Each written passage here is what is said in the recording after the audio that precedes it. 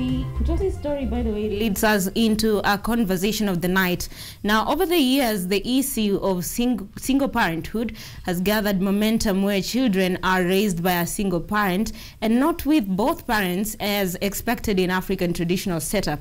This disruption in family structure can lead to several adverse events impacting both the mental health of the children and their parents, as a history of parental psychopathological predisposes children to increased rates of depression and other psychopathological issues when compared to children of parents who do not have any affective illness.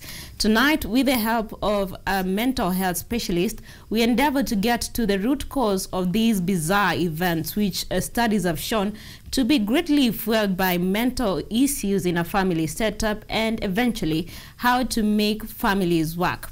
Now, with me, I have a very important guest who's going to introduce herself to us and tell us who she is and what she does. I appreciate for being here. My name is Elizabeth Wanjo Kalanja.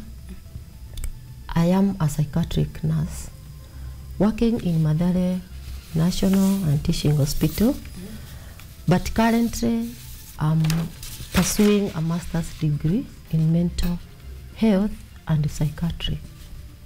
All right. Yeah. So you being a health specialist who has had hands-on dealing with these people who are mentally affected, can you give us a brief breakdown of what the mental health situation in Kenya looks like?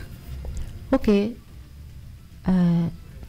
In my perspective, mental health has been looked down upon, whereby most people think that mental health is for the poor, for those people who are not able to take care of themselves.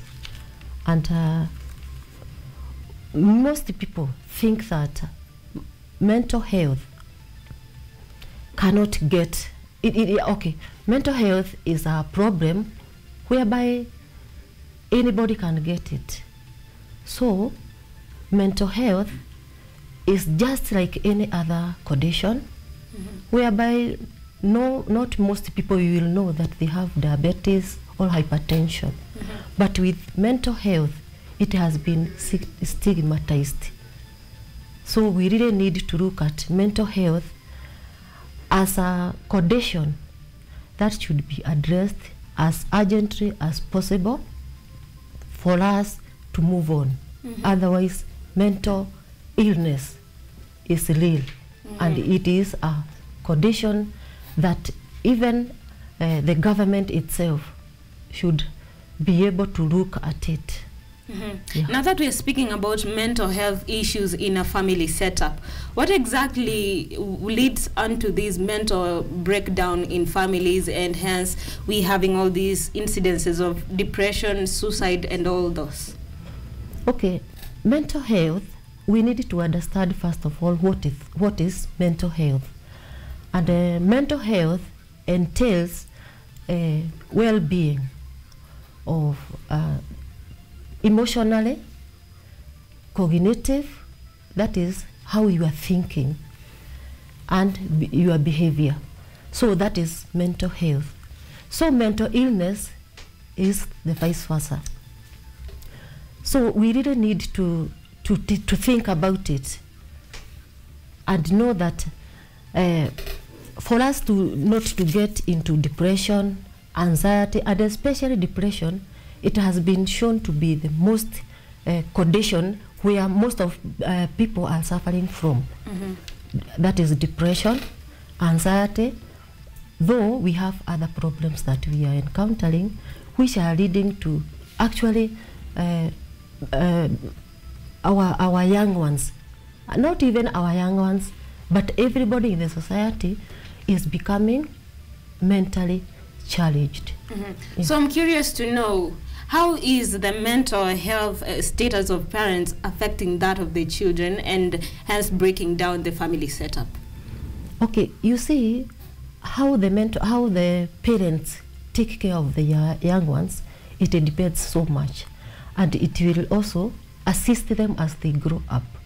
Now take for example, we have this kind of, as parents, we take our young ones, like we don't want to take them to lead them in the right way. And in most cases, instead of showing them the right way, the right paths, we are not able to do it. Simply because we are giving our young ones pathological love. That is, you don't guide them. You don't want to punish your child. And other times we say, I don't want to take care of, to bring up my son or my daughter the way I was brought up. Because there before, we used to have very strict parents who could show us the right path. Not that even nowadays they are not doing so, but there are some gaps. But then you're mentioning a lot of the right path. I'd like you to tell us which exactly is this right path. And for instance, there was corporal punishment in the past. But then if we come into the contemporary society we're living in right now, such corporal punishment will go to a certain extreme where the child will feel neglected or even unloved and commit suicide. So tell us these right paths and which ways should these parents really bring up their children, and which ways of behavior should they avoid before their children, which could possibly drive them into having some mental health issues? So actually, with corporal punishments does not mean that you are bringing up your young one or your child in the right way, because some actually you will have them even. You will have our young ones not able to cope, because our young ones, they are not like the way we are today. Not the way, our young ones today is not like the way we were brought up. Nowadays, or in the real sense, what you are supposed to do, you don't beat your child because you hate them. You are not what do we say?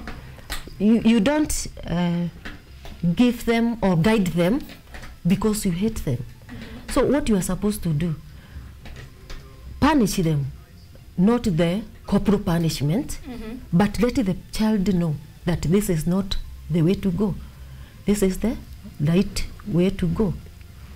Let your child know that there are things that they are not supposed to do, and there are things that they are supposed to do. Bring them back close to you. Listen to them, and this is very important because communication is very key.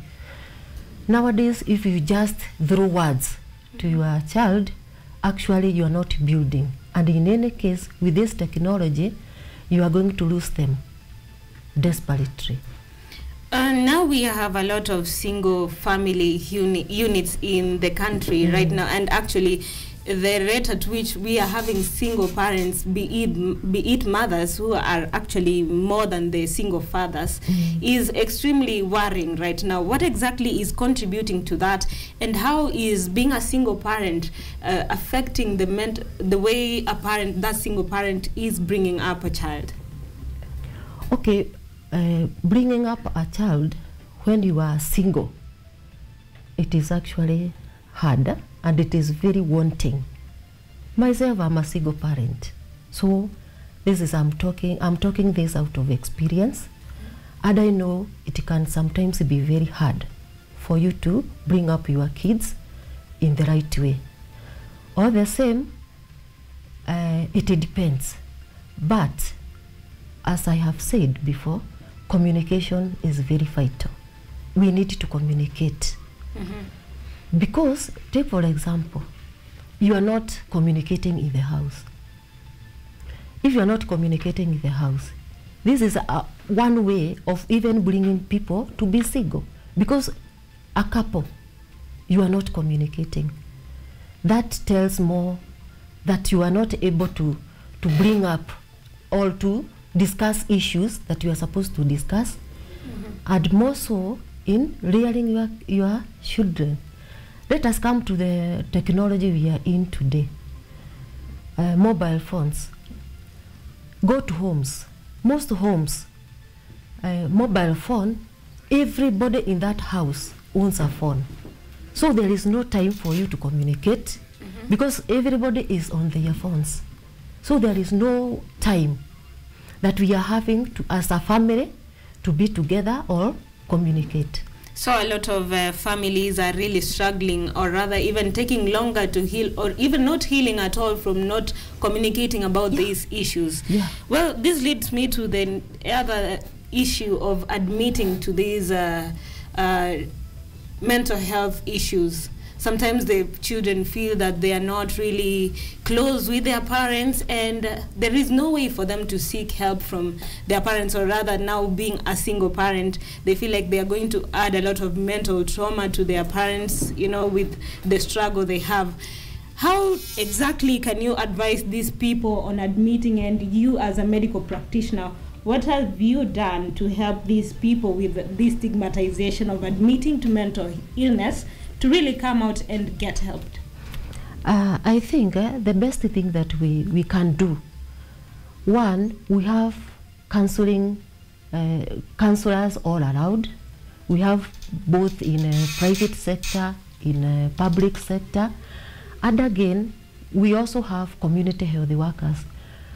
And more so, to us, or from us who are mental health practitioners, we need to give back to the community, because this is where we have come from. This is where we belong, and this is where we are living. So if we don't give back to the community, we are doing more harm even to ourselves. Yes, so we need to take care of everybody, regardless of what, because we need each other, and with each other we walk far. Otherwise, if we just leave it to some people, and we think that we are not supposed to be we are not going to be incorporated, we are not going to move. Otherwise, mental health and mental illness will always continue, because we are not sealing the gap now. In any case, we are going to expand the gap, which we need to fill in. Now, researchers attributed a lot of these single parents, those people you find that they are single parents right now, the probability is so high that their parents also may be divorced, and that has trickled down to this generation.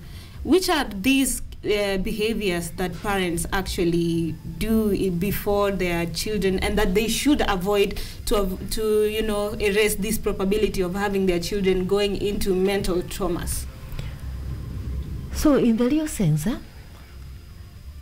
are having a lot of dysfunctional families, and these dysfunctional families, they are coming from our own parents. As you say, they are trickling down. What are we supposed to do? As parents, nobody is perfect in life, and we are not angels.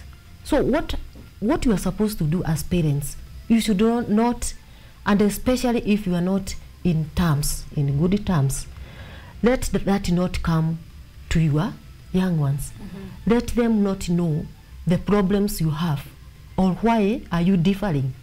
Let your kids not know, because in any case you are exposing them, and they should not know, because they were not there when you started life together. And this is why we usually advise people that, and give information, that life, you should be able to, during your courtship, you should take time. You should get to understand, who is this person that I'm going to live with. Remember, marriage in Kenya, it is not on contract basis. This is a long life. So therefore, you need to know. And we give information as counselors. It is you who to take it, to take up what is it all about. Because in life, you need to create the meaning of life as a person. So, if you are a couple, you should not let your young ones know your problems, and whatever you are talking, whatever you are not in good terms, whatever you are not agreeing, let not your young ones be involved. All right, thank you so much. I could not put it in any better way, Elizabeth Karanja. Thank you so much. I think they are now, people out there who are listening to you know the way out to fast. Eradicating these mental health problems is by fast speaking. And you as a